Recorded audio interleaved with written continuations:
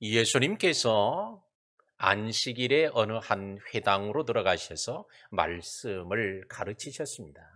근데 말씀을 가르침을 받는 그 회당의 안에 18년 동안이나 귀신 들려 허리가 고부라져서 펴지 못하는 한 여인이 있었습니다. 예수님은 그 여인을 보시면서 내가 노임을 받았다 하시며 그를 고쳐 주었습니다. 그때에 회당을 관리하는 회당장이 예수님을 향하여 또한 무리들을 향하여 비난합니다. 안식일에는 병을 고치름을 받으려고 오지도 마라. 안식일에는 회당에서 병을 고치지 말라 하면서 오히려 예수님과 그에 동조하는 사람들을 오늘 비난하며 책망합니다. 이에 예수님은 그 회당장의 말을 들으시고는 너희가 안식일이라고 해도 외양간에 있는 소한 아기를 풀어서 끌어내서 물을 먹이지 않냐. 하물며 소한 아기와는 비교할 수 없는 아브라함의 딸을 18년 동안이나 사단에게 매여 있는 걸 내가 풀어준 것이 뭐가 문제가 되냐. 오히려 이게 더 합당한 일이다. 라고 하면서 오늘 회당장과 또한 그 일에 같은 생각을 가지고 있는 외식하는 자들을 책망하셨던 내용이 오늘 본문의 말씀입니다. 오늘 회복의 달 1월 네 번째 주일에 우리는 꼬부라진 허리가 회복되다라고 하는 제목으로 오늘 회복되는 시간, 오늘 주님의 이 말씀이 임하는 시간, 주님의 역사가 나타나는 이런 꼬부라진 것들이 회복되는 귀한 시간이 돼서 더욱더 축복된 삶으로 나가는 그런 은혜의 시간, 기회가 되기를 주의 이름으로 축복합니다. 10절 말씀 보니까 예수께서 안식일에 한 회당에서 가르치십니다. 예수님은 안식일에 한 회당으로 들어가셨어요. 회당은 오늘날에는 회당이 무엇인지 잘 이해가 안 되지만 오늘 성경을 기록하고 있던 예수님 당시 회당은 대부분 마을마다 거의 회당이 있었습니다. 예루살렘이 바벨론에 의해서 멸망하고 성전이 다 무너지게 되고 그들은 포로로 외국에 이방 나라로 끌려가게 됐을 때에 그들은 성전에 가고 싶어도 갈 수가 없어요. 거리가 너무 많이 떨어져 있고 가봐도 성전이 없어요. 다 무너졌으니까.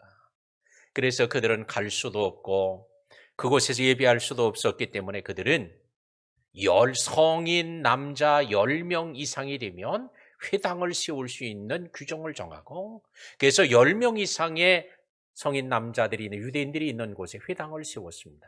그러고는 회당에서 안식일에 모여서 기도했고 율법을 성경을 낭독하고 또한 성경에 대한 해설을 듣고 종교 재판을 하거나 구제를 하거나 하는 이런 일들을 이 회당에서 하게 되어졌습니다.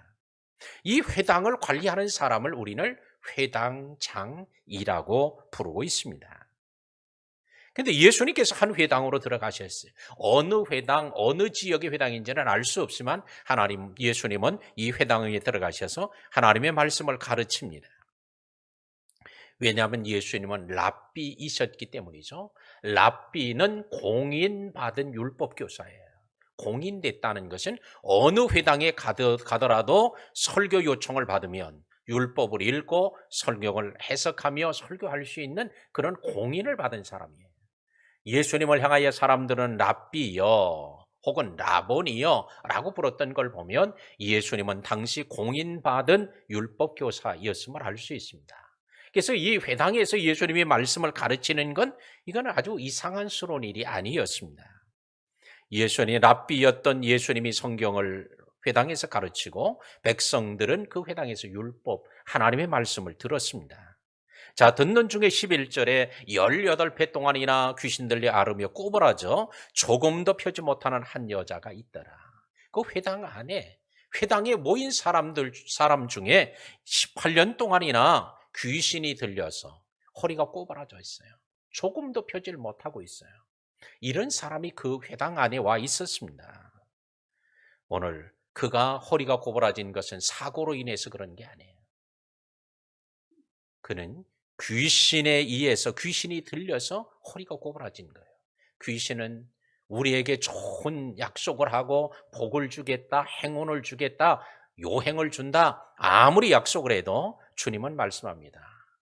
도적이 오는 것은 도적질하고 죽이고 멸망시키려는 것뿐이요, 내가 온 것은 생명을 주고 더 풍성히 얻게 하려 합니다. 도적, 곧 마귀는 도적이므로 절대 속지 마라. 어떤 말을 하더라도, 어떤 약속을 하더라도 다 거짓이다. 왜? 그의 아버지, 거짓의 아비요. 그의 자녀들은 거짓의 자녀들이기 때문에 그렇습니다. 귀신이 들리니까 그 사람이 허리가 꼬부라졌어요. 허리를 꼬부라뜨려서 정상적으로 생활하지 못하게 만듭니다. 귀신, 곧 악한 영은 직접 초청을 할 때 들어와요. 아니면 간접 초청을 할 때 들어옵니다. 자, 우리 집에 와주세요. 내 당신을 왕으로 섬기겠습니다. 내 생명을 당신에게 바치겠습니다. 이렇게 초청을 하면요, 이 귀신이 들어오는 거예요. 주인이 됩니다. 간접 초청으로도 들어와요. 간접 초청은 뭐냐? 이 마귀나 귀신이 좋아하는 생각, 좋아하는 마음, 좋아하는 생활, 그런 삶을 살아가면 분위기가, 마귀가 귀신이 좋아하는 이런 분위기를 만들어주면 마귀는 옳다, 아주 귀해라고 생각하고 그곳으로 들어가게 됩니다. 그래서 오늘 귀신이 들어오는 것은 직접 초청을 하거나 간접 초청을 하게 될 때도 있는데, 간접 초청하는 것, 우리가 귀신을 일부러 초청하는 일은 거의 없을 거예요. 물론 그런 사람들도 있습니다. 일부러 귀신의 영을 영접하고 귀신의 영을 받는 사람이 있어요. 오히려 자신의 삶을 귀신에게 다 위임하는 사람이 있어요. 그러나 그 대부분은 그렇지 않죠. 간접 초청을 통해서 이루어지는데, 간접 초청을 통해 이루어지는 과정을 우리는 가룟 유다를 통해서 볼 수 있는데, 요한복음 13장 2절에 보면 마귀가 벌써 시몬의 아들 가룟 유다의 마음에 예수를 팔려는 생각을 넣었더니, 가룟 유다의 생각 속에 예수님을 팔려는 생각을 넣었어요. 귀신이 와서 살짝 예수를 팔아먹어라 하고 생각을 싹 넣어줬어. 그랬더니 가룟 유다가 이 생각을 거부하지 않는 거예요. 그래, 잘 됐다. 예수님 따라다니면서 출세할 줄 알았더니 출세는 그냥 이게 다 틀렸구나 생각하고는 예수를 팔아먹겠다는 생각을 넣어주자 그 생각을 거부하거나 배척하지 아니하고 그냥 받아들입니다. 그러자 요한복음 13장 27절에 가니까 사단이 그 속에 들어간지라. 생각을 거부하지 않으니까 이제는 나를 좋아하는구나, 나를 거부하지 않는구나 해서 사단이 그 속으로, 가룟 유다의 마음 속으로 들어갔다고 말하고 있습니다. 사도행전 5장에는 아나니아 삽비라가 얘기가 나오는데 사단이 그의 마음에 가득했다는 거예요. 오늘 생각의 속으로 들어가서 생각을 지배하다가 생각을 거절하지 않으면, 마귀의 생각을 거절하지 않으면 속으로 그 사람 심령으로 들어가고, 들어가서 어떻게 해요? 가득했다는 겁니다. 완전히 장악했다는 거예요. 장악하니 완전히 그는 벗어나기가 어려워집니다. 오늘 악한 영은 오래된 것이 최근에 들어온 것보다 훨씬 더 강력합니다. 쉽게 나가질 않아요. 또한 직접 초청한 이런 더러운 영은 간접 초청해서 들어온 영보다 훨씬 더 강력합니다. 상처를 많이 받고 있는 사람에게 붙어 있는 이 더러운 영은 일반 사람들보다 훨씬 더 강력하게 안 따라갑니다. 그래서 우리는 직접 초청한 것은 회개하고 이제 하나님을 주와 구주로 영접하는 이런 믿음의 고백이 반드시 필요해요. 간접 초청은 뭘 통해 들어와요? 죄를 통해서 들어오는데, 갈라디아 5장 19절에 이하에 보면 육체의 일은 분명하니 음행, 더러운 것, 호색, 우상숭배, 주술, 원수 맺는 것, 분쟁, 시기, 분냄, 당짓는 것, 분열함, 이단, 투기, 술취함, 방탕함이라고 설명합니다. 이런 죄를 가지고 있으면, 이런 죄를 범하면 마귀가 너무 좋아하는 거예요. 그러니까 이 초청하지 않아도 그에게 다가오고 그의 속으로 들어가는 거예요. 가룟 유다가 그의 생각에 예수를 팔려는 생각을 넣어줬는데 이걸 거절했다면 사단이 틈을 타지 않았을 거예요. 근데 이거를 거절하지 않고 가만히 있으니까 뭐예요? 그 속으로 들어간 거예요. 죄를 예수님을 팔고 예수님을 죽이려는 마음의 죄를 가지고 있으니까 오늘 가던 여의 속에 들어갔던 것이었습니다. 우리는 오늘 이처럼 간접으로 초청대에서 우리 안에 왔다면 그것을 초청대에서 들어온 근본 원인, 죄악 때문임을 알고 죄악을 회개하고 떨쳐버리고 십자가 앞에 내어놓으면 사단이 이제 더 이상 머무를 데가 없어지는 거예요. 더러운 여름에는 시골에 가면 막 파리 떼들이 막 드글드글 달리죠.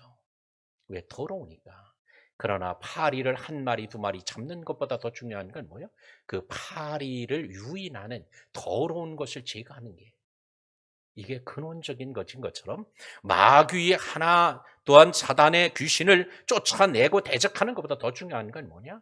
그가 좋아하는 것을 없애는 환경의 선결이, 심령의 선결이 더 복되고 지혜로운 일인 줄로 믿습니다. 그래서 오늘 이 시간에도 직접 초청한 사람이 있거나 오늘 이 시간에 그러면 회개하고 오늘 이제는 마귀를 초청하는 게 아니라 하나님을 초청하고 간접 초청한 죄가 있다면 그 죄를 오늘 문을 열고 나가기 전에 다 십자가 앞에 내어놓으면 마귀가 지금 막 요동을 칠 거예요. 어디 가야 되니까. 있을 수가 없으니까.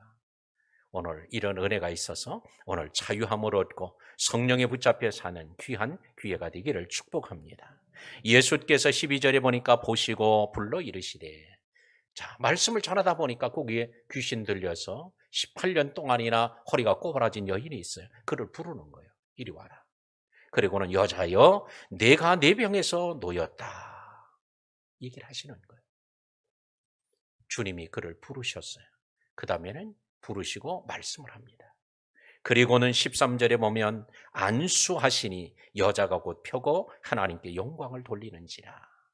주님이 부르시고 이리 와라. 그 다음에 주님이 말씀을 하고 그 다음에 안수하셨어요. 그 많은 회당에 많은 사람이 있는데 그 많은 사람 가운데 주님은 그 여인을 지목합니다. 이리 와라. 그리고는 그 여자를 향하여 여자여 내가 병에서 놓였다.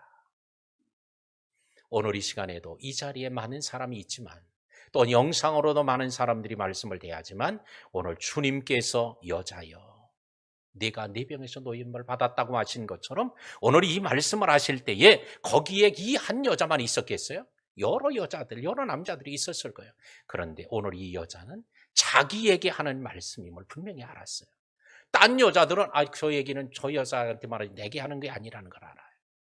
오늘 이 시간에도 하나님께서 예배를 통해 성경을 읽다가 성경을 필사하든지 통독을 하다가 하나님께서 나를 향해서 하시는 말씀으로 들려질 때 말씀하실 때 그 말씀 속에 능력이 임하게 될 줄로 믿습니다. 그래서 오늘 그 말씀을 듣는 게 언제 주님이 말씀할지 모르거든. 언제 부르실 줄 모르기 때문에 예배 때마다 하나님께서 하여튼 말씀하시기만 하면 그 말씀이 능력이 돼서 거친 바다도 잠잠해지고 풍랑도 순식간에 가라앉는 오늘 역사가 일어날 줄로 믿습니다. 그래서 1부 예배 때에 하나님이 말씀을 하실지 2부 때 할 때지 3부 때 할 때지 4부나 5부 때 하여튼 언제 주님 말씀할지 모른단 말이에요. 주님께서 많은 여자들이 있는데도 그 여자를 딱 지목하여 부르시고 오늘 그에게 네가 네 병에서 놓였다 하신 것처럼 오늘도 우리 각자를 향하여 형편과 사정 다 다양하고 다를지라도 주님이 아시고 말씀하시는 그런 놀라운 시간이 되기를 축복합니다. 또한 주님께서 그를 만지셨어요. 안수하셨대요. 안수를 했는데 머리를 안수했는지 등을 안수해 주었는지 허리를 안수해 주었는지 아무도 몰라요. 왜? 그냥 안수했다는 거예요. 근데 영어 성경은 안수하다는 단어는 터치라는 단어를 씁니다. 만지신 거예요. 오늘 주님께서 그냥 말씀만 해도 고쳐지는데 왜 만지실까? 그는 주님이 18년 동안 꼬부라져서 생활했던 그가 얼마나 많은 상처와 아픔을 겪어 있겠어요. 주님이 그를 만지심은 뭐예요? 사랑의 표현이에요. 오늘도 주님께서 이 회당에서 만지셨던 그 주님의 손길이 오늘 예배하는 이 현장에서도 오늘 여러분을 만져주시는 그런 은혜가 있기를 축복합니다. 어느 책을 제가 읽다 보니까 그 목사님은 그런 글을 썼어요. 설교를 아주 대단히 잘하고 능력 있게 합니다. 설교를 한번 하면 수없이 많은 사람이 결신하고 믿겠다 고백을 하고, 기도하면 각종 기사와 이적과 능력이 나타납니다. 근데 그가 하나님께서 자기의 그렇게 역사하시길 기도하는데, 그가 늘 하나님이 함께 하심을 자기만이 아는 방식이 있다는 거예요. 근데 뭐냐, 기도를 할 때, 예배 전에, 집회 전에 기도를 하면 너무나 평온한 상태에서 주님이 사랑의 손으로 자기를 포근하게 안아주시는 이런 느낌을 받는다는 거예요. 그러면 그때마다 설교를 할 때 많은 사람이 막 믿겠다고 결신을 하고, 또 많은 사람의 기사와 표적이 나타나는 거예요. 그래서 그 목사님의 글을 통해서 저는 그런 걸 느껴요. 이거는 내가 하는 게 아니다. 하나님이 나를 붙들어 주셔서 나를 안아주심으로, 나를 통해서, 내 입을 통해, 내 손을 통해, 내가 선포하는 말을 통해서 하나님이 하신다 하는 얘기를 제가 그 글을 통해 읽었습니다. 하나님의 만지심이에요. 설교자도 만져주셔야 되고, 오늘 회당에 있는 이 여인을 만져주시는 것처럼 오늘도 예배 동안에 어느 예배에서 어느 시간에 만지실지 아무도 몰라요. 찬송할 때 하실지, 기도할 때 하실지, 설교를 듣는 시간에 하실지 아무도 몰라. 그런데 주님이 이렇게 만져주시는 은혜가 있어지기를 축복합니다.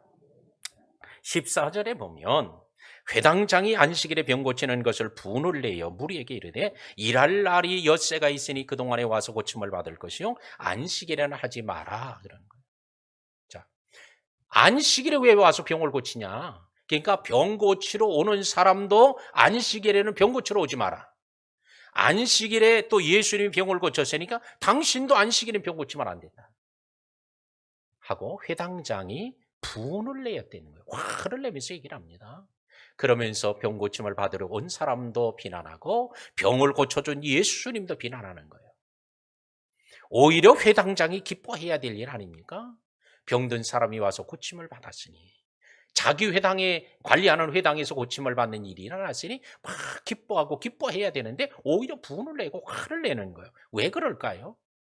안식일에는 무화과보다도 무거운 것을 옮기면 안 된다는 거야. 이게 당시의 규정이에요. 그런데 예수님은 병든 자를 고치는 거예요. 감히 안식일에는 그 정도도 노동을 하면 안 되는데 병든 자를 고치는 노동을 해? 이거는 말도 안 되는 일이라고 생각하는 거예요. 그런 생각을 가지고 있으니 예수님, 병을 고치신 예수님도 비난의 대상이요, 병 고침을 받으러 온 사람도 비난의 대상이 되는 거예요. 곧 이는 뭐예요? 회당장의 신앙이 뭐예요? 꼬부라져 있는 거예요. 자기 생각으로 하나님의 말씀과 뜻과는 관계없이 지금까지 해왔던 바리새인의 전통이나 유대인의 전통에 의해서 이 신앙이 꼬부라져 있으니까 자기 입장으로 볼 땐 예수님이 잘못된 거예요. 엿새 동안 와서 고쳐도 되는데 왜 안식일에 고치냐 이거죠. 오늘 신앙이 꼬부라져 있습니다. 그래서 화를 내고 안식일에 병을 고치러 오지도 말고 병을 고치지도 말라는 거예요. 가인의 마음이 꼬부라져 있을 때 아벨을 죽이고 말았습니다. 사울의 마음이 꼬부라져 있으니까 누구를 죽여요? 다윗을 죽이려고 하는 거예요. 하나님의 영이 떠나도 관계없어요. 아주 다윗만 죽이기만 하면 되는 거예요. 하나님의 영이 떠나도 개의치 아니하고 꼬부라져 있으니까. 회당장은 안식일에 병 고치는 걸 노동으로 여겼음을 볼 때 그의 신앙이 꼬부라져 있음을 알 수 있습니다. 주님께서 15절에 대답을 하십니다. 외식하는 자들아. 그래. 비난하는 오늘 회당장의 말을 들으시고는 외식하는 자들아, 주님이 책망합니다. 근데 주님이 외식하는 회당장아 이러질 않았다는 거예요.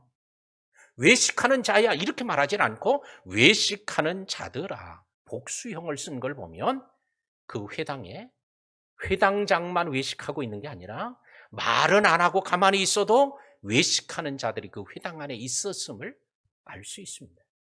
왜? 자들아 이렇게 복수로 말씀하셨기 때문이에요.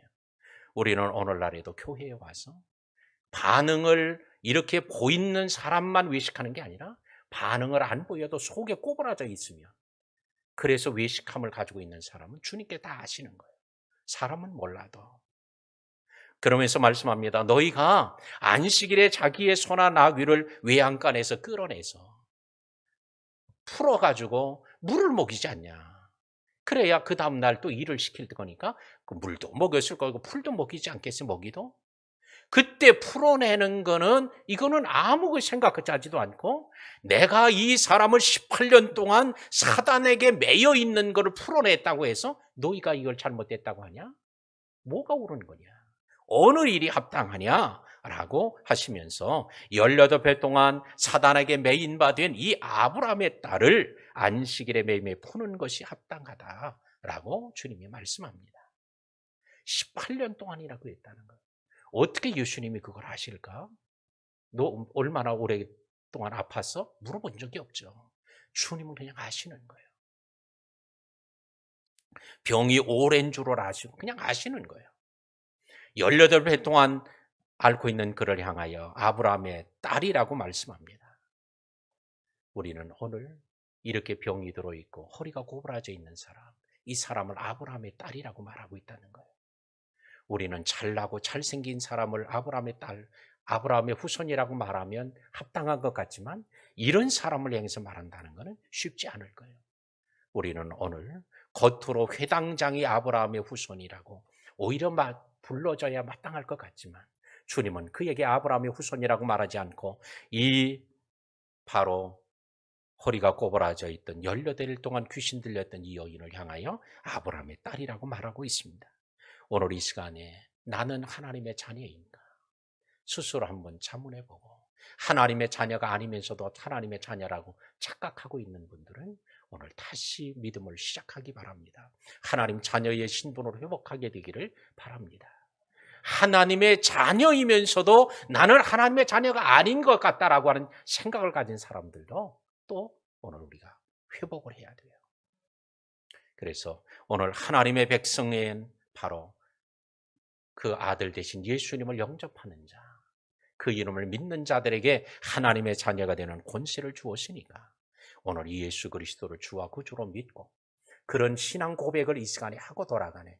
그래서 하나님의 자녀의 믿음을 확신하고 가는 성도들이 되시기를 바랍니다.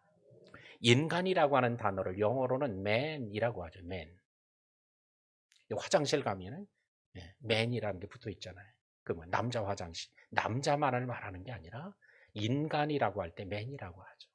헬라어에서는 이 인간을 안드로포스라는 단어를 씁니다. 이 안드로포스라는 단어는 본래 뜻은 뭐냐? 위를 보는 자라는 뜻이에요. 위를 보는 게 뭐예요? 하나님을 보고 사는 자. 이게 인간이에요. 인간의 본분은 뭐예요? 하나님을 보고 하나님을 믿고 사는 게 이게 인간의 본분이에요. 근데 하나님을 바라보지 않으니까 어떻게? 삐뚤어질 수 있으니까 어떻게 해요? 이게 인간이 안 되고 짐승처럼 살게 되는 겁니다. 술에 취하면 혀가 꼬부라지죠. 우리는 잘못된 신앙에 빠지면 삶이 꼬부라져요. 오래전에 미국에서 있었던 일입니다. 어떤 한 흑인이 아침에 갑자기 주일날 아침에 급한 일이 생겨서 나갔다가 자기 교회까지 못 돌아오는 거예요. 시간이 안 돼요. 자기 교회까지 와서 예배하는 이 시간이 안 돼서 그는 가까운 눈에 띄는 큰 교회를 향해서 갔습니다.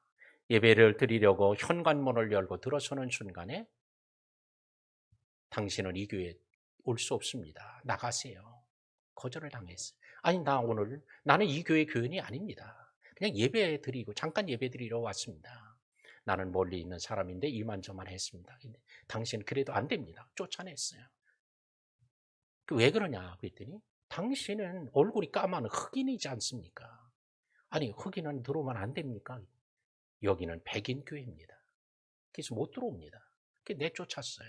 그래서 그가 쫓겨나서 계단을 향해 내려가다가 중간에 털퍽 주저앉아서 기도를 합니다. 하나님, 제가 오늘 주일날 하나님을 만나기 전에 사람을 만나려고 하다가 이렇게 주의를 범하게 된 것 용서해달라고.